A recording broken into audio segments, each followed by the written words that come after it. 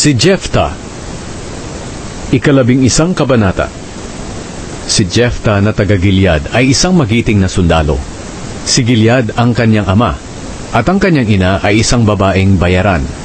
May mga anak si Gilead sa asawa niya, at nang lumaki sila, pinalayas nila si Jephthah. Sinabi nila, "Wala kang mamanahin sa aming ama, dahil anak ka sa ibang babae." Kaya lumayo si Jephthah sa kanila, at tumira sa Tob, kung saan sumama sa kanya ang isang grupo ng mga taong palaboy-laboy. Nang panahong iyon, naglaban ang mga Amonita at mga Israelita. Dahil dito, pinuntahan ng mga tagapamahala ng Gilead si Jephthah roon sa Tob. Sinabi nila, "Pamunuan mo kami sa pakikipaglaban namin sa mga Amonita." Pero sumagot si Jephthah, "Hindi ba't napupuot kayo sa akin at pinalayas ninyo ako sa bahay ng aking ama? Ngayon na nasa kagipitan kayo, humihingi kayo ng tulong sa akin?" Pero sinabi nila, "Kailangan ka namin. Sige na, sumama ka sa amin sa pakikipaglaban sa mga Amonita, at ikaw ang magiging pinuno sa Gilead." Sumagot si Jephthah, "Kung sasama ako sa labanan, at pagtagumpayin ako ng Panginoon, ako ba talaga ang gagawin niyong pinuno?"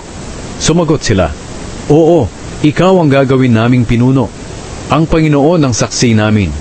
Kaya sumama si Jephthah sa kanila, at ginawa siyang pinuno at commander ng mga taga-Gilead.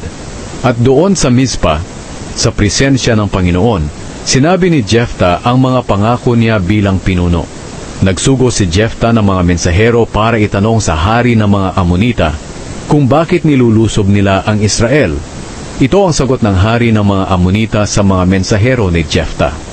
Nang dumating ang mga Israelita mula sa Ehipto, sinakop nila ang mga lupain namin mula sa Arnon hanggang sa Jabok, papunta sa ilog ng Jordan.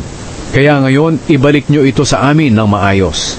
Pinabalik ni Jephthah ang mga mensahero sa hari ng mga Amonita para sabihin, "Hindi namin sinakop ang lupain ng Moab o ng Amon. Nang umalis sa Ehipto ang aming mga ninuno, dumaan sila sa ilang papunta sa dagat na pula, hanggang nakarating sila sa Kadesh. Pagkatapos, nagsugo sila ng mga mensahero sa hari ng Edom para hilinging payagan silang dumaan sa lupain ng mga ito. Pero hindi sila pinayagan. Ganito rin ang ginawa ng hari ng Moab sa kanila, kaya nagpaiwan na lang sila sa Kadesh. Nagpatuloy sila sa paglalakbay sa ilang.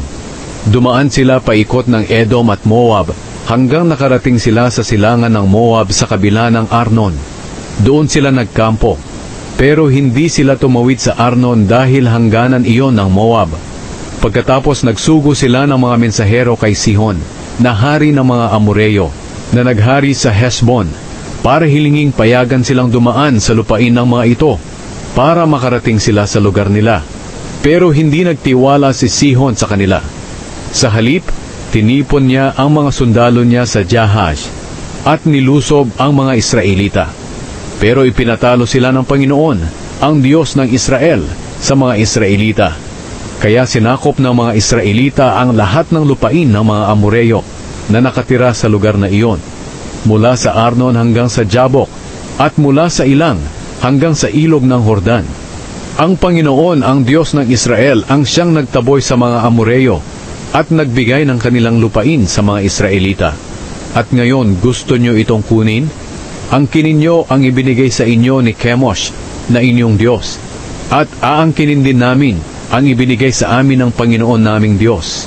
Ano, mas magaling ka pa ba kay Balak na anak ni Haring Zippor ng Moab? Hindi nga sila nakipag-away sa Israel tungkol sa lupain o nakipaglaban sa kanila? May 300 taon nang nakatira ang mga Israelita sa Heshbon, Aroer, at sa mga bayan sa paligid nito, at pati sa mga bayan sa tabi ng Arnon. Bakit hindi nyo ito binawi noon pa? Wala kaming masamang ginawa sa inyo, pero masasama ang ginagawa nyo sa amin, dahil gusto nyong makipaglaban sa amin. Ang Panginoon na sana ang humatol sa atin kung sino ang tama, pero hindi pinansin ng hari ng mga Amonita ang mensahe ni Jephthah. At pinagharian si Jephthah ng Espiritu ng Panginoon. Pumunta siya sa Gilead at sa Manase para tipunin ang mga sundalo. Pagkatapos, bumalik siya sa Mizpah na sakop ng Gilead, at mula roon nilusob niya ang mga Amonita. Nangako si Jephthah sa Panginoon. Sinabi niya, "Kung ipagkakaloob niyo pong matalo ko ang mga Amonita, iaalay ko po sa inyo bilang handog na sinusunog ang unang lalabas sa pintuan ng aking bahay, para salubungin ako sa aking pagbabalik mula sa labanan." Nakipaglaban si Jephthah sa mga Amonita, at pinagtagumpay siya ng Panginoon. Natalo nila ang mga Amonita, at napakarami nilang pinatay. Sinakop nila ang 20 bayan mula sa Aroer papunta sa paligid ng Minit hanggang sa Abel-Keramim. Ang anak ni Jephthah. Nang umuwi si Jephthah sa Mizpah, sinalubong siya ng anak niyang babae na sumasayaw habang tumutugtog ng tamburin. Siya ang nag-iisang anak ni Jephthah.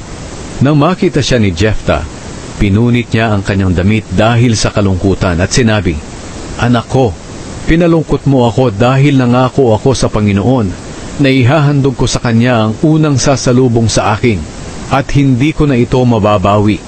Sumagot ang anak ni Jephthah, "Ama, nangako po kayo sa Panginoon, kaya tuparin niyo po iyon, dahil pinagtagumpay kayo ng Panginoon sa mga kalaban niyong mga Amonita.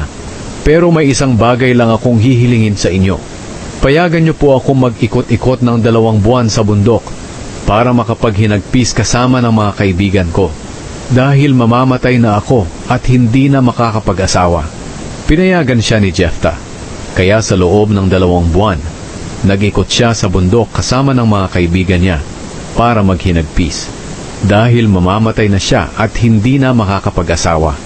Pagkalipas ng 2 buwan, bumalik siya sa kanyang ama, at tinupad ni Jephthah ang panata niya sa Panginoon, at namatay ang kanyang anak na isang birhen.